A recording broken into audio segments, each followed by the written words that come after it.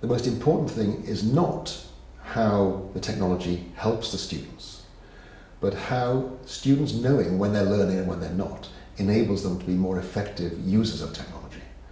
So I think with technology, it's very easy to be seduced. It's very easy to watch a video, to follow a Khan Academy lesson, and to think that you follow it.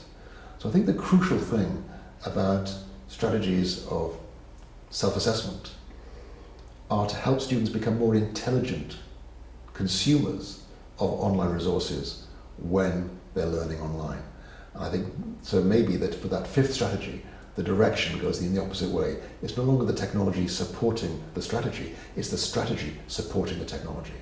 It's helping students become better learners. They are, in the psychological jargon, self-regulating. They know when they're learning, they know when they're not, and they do something about it. And that, I think, is going to be essential to making the best use of the available technology in the future. Wonderful. I think this is our last one. What questions are we not asking you, and what does that tell you about what we really ought to be focusing on? One of the hardest things is to figure out what needs to be happening in a particular context to make this work. So over the last 20 years, we've worked with school districts, with states, with systems all over the world. And what we've learned is that every time we do this, it needs to be slightly different.